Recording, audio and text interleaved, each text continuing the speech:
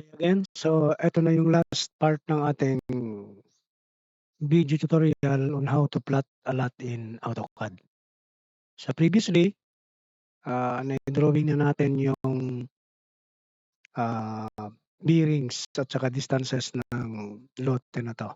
Okay, so i-move lang muna natin 'to. So ang gagawin natin ngayon is lalagyan na natin ng technical description ng lahat ng line. Okay? So delete na rin natin 'to. In actual wala naman 'yon, ginawa lang natin 'yon kasi kailangan nating ipakita kung ano yung mga kailangang gawin doon sa conversion ng meter to millimeter tapos yung formula na gagamitin natin sa paggawa ng line. So this time, i-activate na natin yung dimension or dim line kasi yun yung gagamitin natin. Nagkagawa na rin tayo ng text style na dim line. So 2.5. Okay, so yun ang gagamitin natin. Single line. So line 1 to 2, maglagay lang tayo ng space na tatlo siguro, 1, 2, 3, or 5 na lang, 4, 5. We get the bearing south 84 degree. So 1, 2, then D 35 minutes west.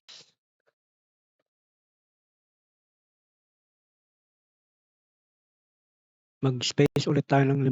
1, 2, 3, 4, 5. Then we get the distance 6.01 meter. Okay. So ito yung ano natin. Dito sa line na 'to, siguraduhin mo lang na naka-on itong snap. Okay, object snap. So naka-check yung midpoint, yun yung kailangan natin. So bago natin ilagay ito doon, kailangan muna nating i-justify ito. So justify, click mo yung text, then justify. Then click mo ng MC para middle center, then enter. Okay? So i-click mo ulit ito. Makikita mo 'to, yan yung ipi-pick mo. Click mo lang yan bago mo ipunta doon sa may center nito. So meron kang makikita dito na center dito. So click mo 'to, then click mo yung gitna, then saka mo ipunta doon. So makikita mo yung gitna dito. Ayun, yung triangle na 'yon. So i-click mo doon, then rotate natin, RO, enter. So select object. Kung ano yung midpoint kanina, doon ka pa rin. Click mo pa rin doon, midpoint. Then saka mo ilinya doon sa may pinakadulo para siguradong naka-line yung text mo sa line na 'to. Then move mo na. Move. Select object ulit, ilayo mo ng konti 'to. Okay. Alisin muna natin yung ortho mode. Okay. So move tayo. Alisin muna natin yung ortho mode. Click natin yung object or yung text na yan, then baba natin. Okay. Then our next line is ito pa rin, single line pa rin. Okay. Then 2 to 3, space natin 5, 1, 2, 3, 4, 5. Kunin natin yung bearing, north 06 degree, 35 minutes west. Then space na again, 1, 2, 3, 4, 5. You get the distance 8.32 meter. So justify natin, click ulit natin yan, justify, or then click mo yung MC, then click mo ulit ito, kunin mo yung sa gitna, click mo lang yung gitna, then automatic punta mo dito. Alisin mo muna yung okay, ito. That is our center. Then rotate natin, RO, select object. Sa gitna pa rin. Then i-line natin hanggang sa dulo. Then move. Layo natin ng konti.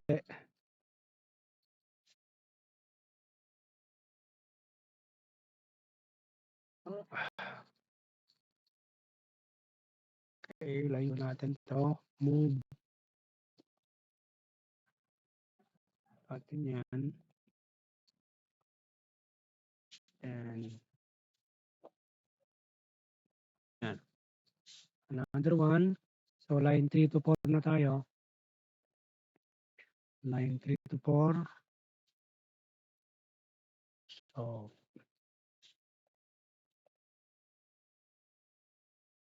3 plus 4 space 5, 1, 2, 3, 4, 5. South 06 degree. 34 minutes east. 3 to 4. Mali yung natin north 84 degree. 35 minutes east. Then space tayo ng 5. We get a distance of 6.01 meter. Okay. Click tayo. Click natin yan. Justify natin. Then MC, enter. Click natin ulit to. Kunin yung nasa gitna. Then punta natin doon. Alisin muna natin yung ortho. So rotate tayo. RO. Then sa gitna ulit. Then linya mo doon. Then move. Select object to move. Then layo natin ng konti. So, ulitin natin. Move. Okay.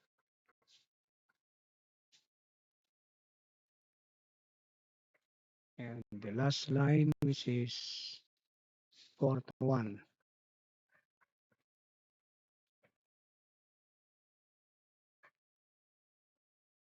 4-1, space natin 5,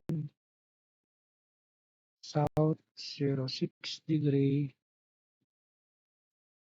34 minutes east. Space ulit tayo ng 5, then 8.32 meter. Escape tayo, click ulit natin yan, justify, MC, to make it middle center, click natin, kunin natin yon. Then punta natin doon sa gitna.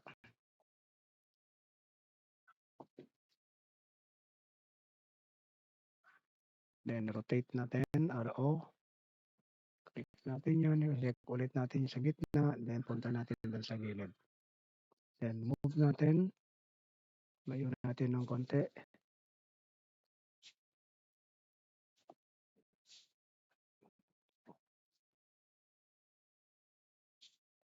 So move. Okay. Then lagyan na natin ito ng corner, dot corner. So circle tayo. Okay, approximate na lang yan. So copy natin.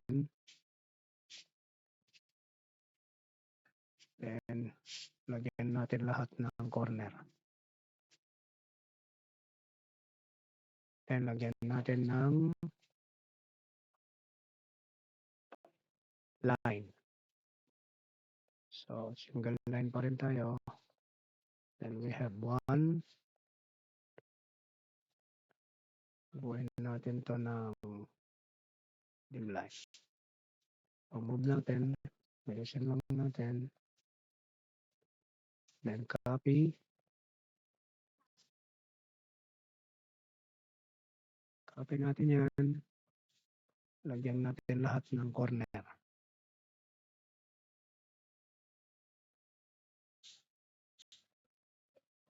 Okay, ayusin natin 'to. Okay. Para magkakasunod 'yan, kailangan natin ng command na tcount. Kung ano yung mauna, yun yung pipiliin mo. 1, 2, 3, and 4. Then enter, enter ulit, another enter, then overdrive, O. Type mo lang yung O, then enter. Automatic magka-count to 4 na yan. Okay, last. Second to the last, we have to identify or we have to put the area. Okay? So, madali lang yan. So, click mo lang tong line na to, then right-click ka, punta ka sa property, then hanapin mo yung area. So, we have 5,000. So, approximately, this is 50 square meter. So, divide mo na lang ng by 1,000. So, annotate ka ulit. Ilagay natin yung area na 50 square meter.